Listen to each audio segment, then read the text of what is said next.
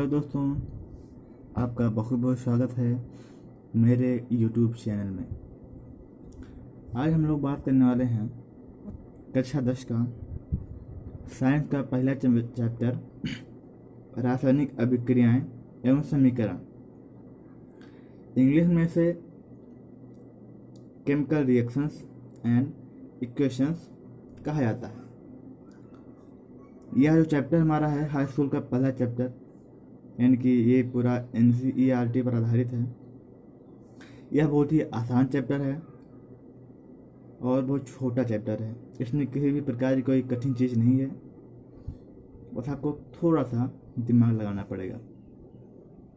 तो चलिए हम वीडियो को शुरू करते हैं। तो जैसा कि चैप्टर का नाम है रासायनिक अभिक्रियाएं एवं समीकरण, तो आपके मन में एक सवाल होगा कि रासायनिक अभिक्रियाएं होती क्या हैं या फिर कहते किसे हैं, और इससे रिलेटेड यानी संबंधित 2 नंबर का क्वेश्चन बोर्ड एग्जाम में भी पूछा जाता है कि रासायनिक अभिक्रियाएं किसे कहते हैं, कोई एक उदाहरण दीजिए। तो इसलिए सबसे पहले हम आइए समझते हैं रासायनिक अभिक्रिया के बारे में। ठीक है, रासायनिक अभिक्रिया, रासायनिक अभिक्रिया।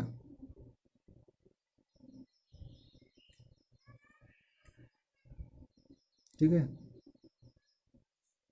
इंग्लिश में से बोलते हैं केमिकल रिएक्शंस। तो रासायनिक अभिक्रिया को समझने के लिए आइए हम एक एग्जाम्पल लेते हैं, क्योंकि उदाहरण से बहुत अच्छे से समझ में आता है। तो चलिए हम एक एग्जाम्पल लेते हैं। एग्जाम्पल लिया हमने मैग्नीशियम प्लस ऑक्सीजन, ये हमारा बन गया मैग्नीशियम ऑक्साइड। इसका हमने दहन किया है। ठीक है, जो Mg हमारा है ये मैग्नीशियम है, O2 ऑक्सीजन है, और MgO क्या है हमारा मैग्नीशियम ऑक्साइड, मैग्नीशियम ऑक्साइड। ठीक है, तो कहने का मतलब ये है, जब कोई पदार्थ जो है किसी दूसरे रूप में परिवर्तित हो जाता है, तो वह जिस क्रिया के द्वारा परिवर्तित होता है उसे हम कहते हैं रासायनिक अभिक्रिया। जैसे यहाँ पे मैग्नीशियम हमने लिया था, तो मैग्नीशियम को जो है हमने वायु यानी ऑक्सीजन की उपस्थिति में हमने दहन किया तो ये परिवर्तित हुआ, तो परिवर्तित होकर बना हमारा मैग्नीशियम ऑक्साइड। यानी पहले तो ये हमारा था मैग्नीशियम, और ये जब इसका हमने परिवर्तित हो गया तो ये किस रूप में परिवर्तित हुआ, ये मैग्नीशियम ऑक्साइड के रूप में परिवर्तित हुआ।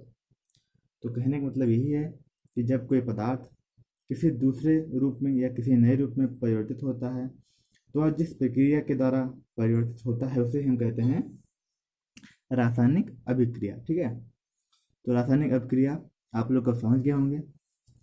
अच्छा, अब इसके आगे हमारा अगला टॉपिक आता है कि रासायनिक अभिक्रिया की पहचान कैसे करें, कि रासायनिक अभिक्रिया हुई है कि नहीं। तो यहाँ पे लिखेंगे रासायनिक अभिक्रिया की पहचान, रासायनिक अभिक्रिया की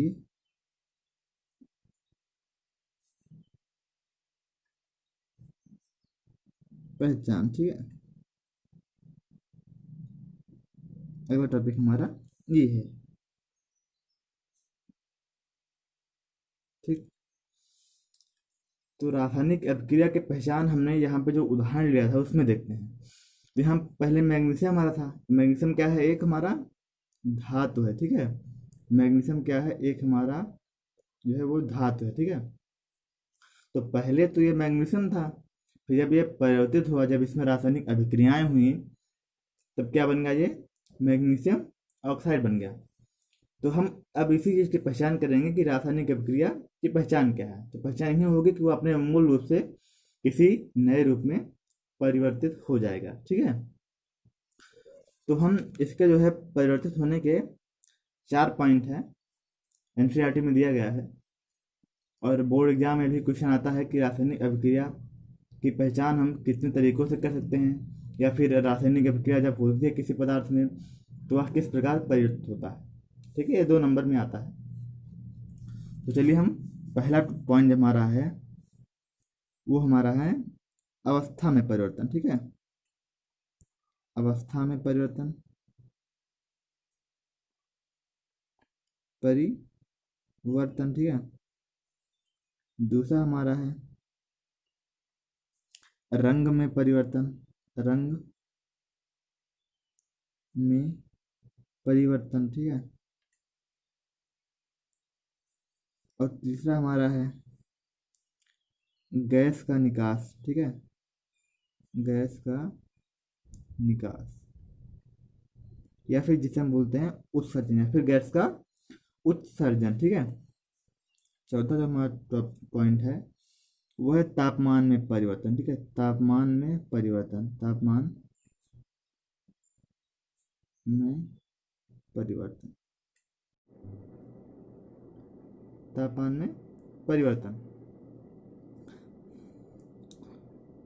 तो जो हमारा यहाँ पे उदाहरण दिया था मैग्नीशियम, मैग्नीशियम पहले धातु था, यानी कि इसमें ऑक्सीजन नहीं जुड़ी थी, लेकिन जब ये परिवर्तित हुआ तो इसमें ऑक्सीजन जुड़ गया, यानी कि अब ये बन गया हमारा मैग्नीशियम ऑक्साइड। यानी इसके अवस्था में परिवर्तन हो गया, रंग में परिवर्तन हो गया, ठीक है, गैस का निकास और तापमान में भी परिवर्तन हो गया।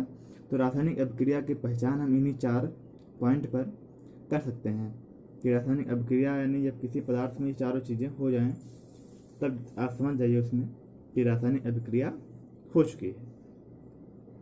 तो रासायनिक अभिक्रिया की पहचान हमने बात कर ली। अब हम बात करते हैं रासायनिक समीकरण की। ठीक है, अब हम बात करते हैं रासायनिक समीकरण की।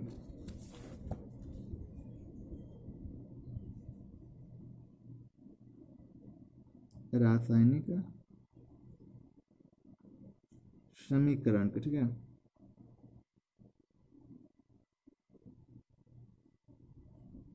ठीक, रासायनिक समीकरण की, यानी इसे इंग्लिश में बोलते हैं केमिकल इक्वेशन। ठीक, तो हमने जो अभी ऊपर उदाहरण लिया था, किसका लिया था? मैग्नीशियम ऑक्साइड, माफ कीजिएगा, मैग्नीशियम प्लस ऑक्सीजन का हमने दहन किया। ठीक, ये हमारा बन गया मैग्नीशियम ऑक्साइड। ठीक, तो अगर हम पहले इनको शब्दों में लिखते तो हम लिखते कि मैग्नीशियम यानी मैग्नीशियम धातु का ऑक्सीजन की उपस्थिति में दहन करने पर यह जो है मैग्नीशियम ऑक्साइड में परिवर्तित हो गया। तो इस तरह हमारा जो होता है वो काफ़ी लंबा आता है, इसलिए हमने इसको जो है समीकरण के रूप में परिवर्तित करना ज़्यादा आसान है। ठीक है, तो इसे हम यहाँ पे लिखते हैं इस तरह, मैग्नीशियम, ये हम जो लिख रहे हैं ये है शब्द समीकरण। ठीक है, मैग्नीशियम प्लस ऑक्सीजन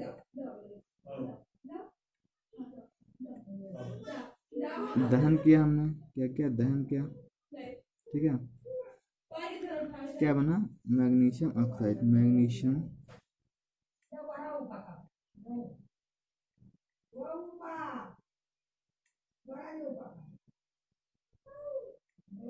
ठीक है, ये जो हमने भी तो पूरा ये लिखा है इतना। ठीक है, ये हमारा है शब्द समीकरण। क्या है? शब्द समीकरण। ठीक है, ये शब्द समीकरण है। अगर हम इसे और छोटा करना चाहें तो हम जो हमारे इसके संकेत होते हैं उसके रूप में लिख सकते हैं। जैसे मैग्नीशियम का संकेत होता है Mg, ठीक, ऑक्सीजन का होता है O2, दहन किया हमने, ठीक, और मैग्नीशियम ऑक्साइड क्या होता है? MgO। तो इसमें थोड़ा सा बड़ा था, इसमें और छोटा होगा। ठीक है, अब रासायनिक समीकरण के बारे में बात कर ली है। ठीक है, अब हम बात करते हैं रासायनिक समीकरण का माफ कीजिएगा, संतुलित रासायनिक समीकरण का महत्व। ठीक है, जो अगला हमारा टॉपिक है वो है संतुलित रासायनिक समीकरण का महत्व। अब सबसे पहले एक शब्द आ गया संतुलित रासायनिक समीकरण। अब पहले इसके बारे में चर्चा कर लेते हैं कि संतुलित रासायनिक समीकरण क्या है। यानी संतुलित रासायनिक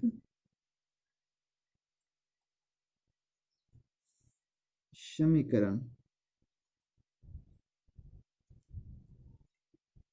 ठीक, संतुलित मतलब आप समझ गए होंगे कि नाम से स्पष्ट है, संतुलित मतलब बराबर दोनों। ठीक है,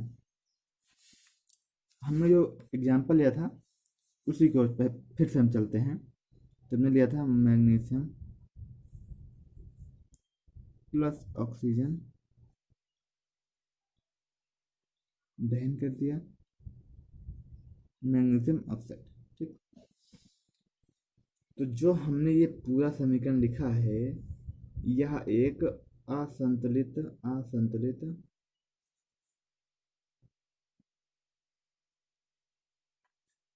रासायनिक समीकरण है। ठीक है, क्यों है अभी बताएंगे हम।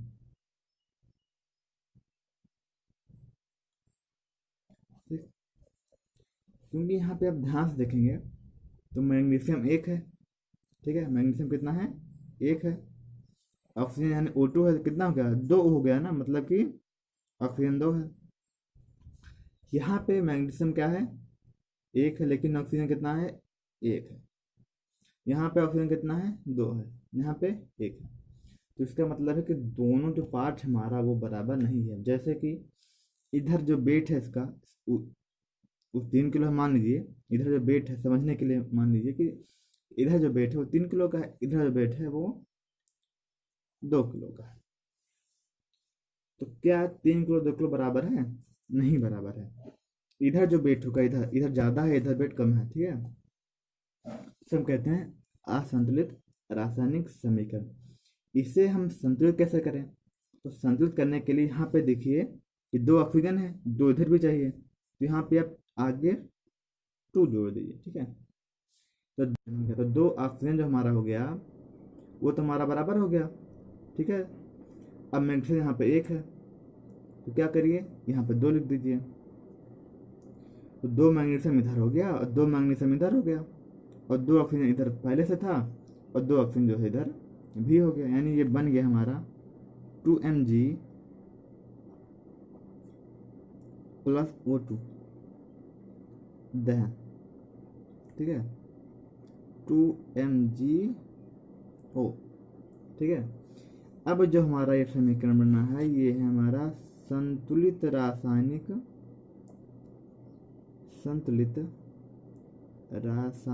समीकरण। ठीक है, संतुलित रासायनिक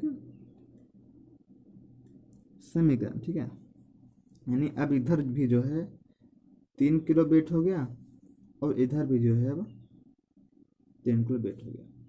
ठीक, 3 किलो नहीं है, इधर है 4 किलो और इधर भी 4 किलो। ठीक है, 4 4 किलो दोनों तरफ बराबर हो गई। ये समझने के लिए किलो लिखा गया, इसमें कोई मात्रा नहीं है इसका। ठीक है, तो इसका समझ गया कि संतुलित और असंतुलित रासायनिक समीकरण में फर्क क्या है। एक बार हम समरी से देख लेते हैं। तो असंतुलित जैसे कि नाम से स्पष्ट है कि वो का जो दोनों पक्ष होगा वो बराबर नहीं होगा, जबकि संतुलित में दोनों पक्ष क्या है, बराबर है। यहाँ पे असंतुलित में दोनों पक्ष बराबर नहीं था। ठीक है, अब जो है हमारा जो टॉपिक था वो था संतुलित रासायनिक समीकरण का महत्व। यानी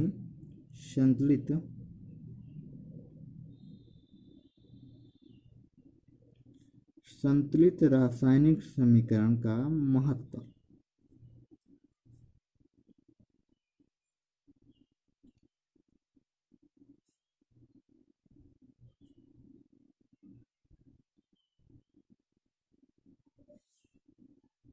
ठीक है, देखिए संतुलित रासायनिक समीकरण का महत्व। देखिए संतुलित रासायनिक समीकरण में महत्व में पढ़ने से पहले एक नियम आपने जो है कक्षा 9 में पढ़ा होगा, द्रव्यमान संरक्षण का नियम। ठीक है।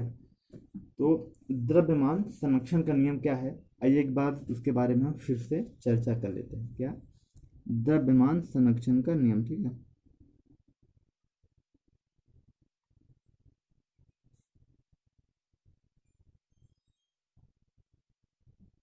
संरक्षण का नियम, ठीक है।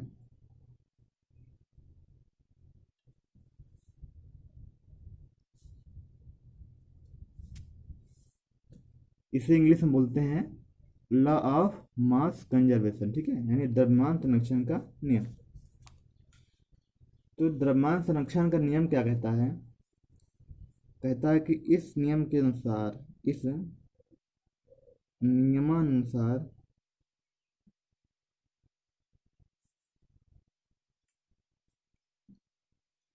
नियमानुसार किसी भी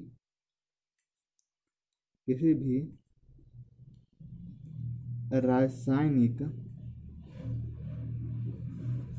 अभिक्रिया में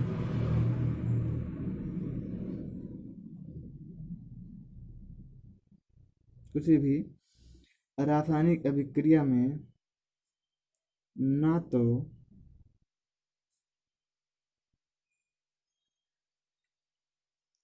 द्रव्यमान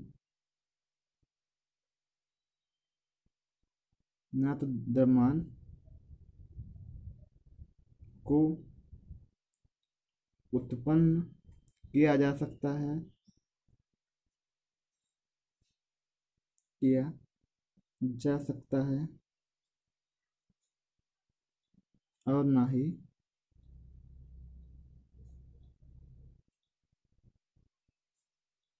नष्ट किया जा सकता है, ठीक है। नष्ट किया जा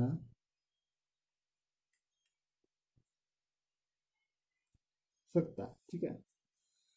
द्रव्यमान संरक्षण का नियम हमारा यही है कि किसी भी रासायनिक अभिक्रिया में ना तो हम द्रव्यमान को उत्पन्न कर सकते हैं और ना ही हम इसे नष्ट कर सकते हैं, ठीक है। अब जो हमने एग्जाम्पल लिया था, वो हमारा जो एग्जाम्पल था वो था मैग्नीशियम ऑक्सीजन का हमने दहन किया था, ठीक है। बना था हमारा MgO, ठीक।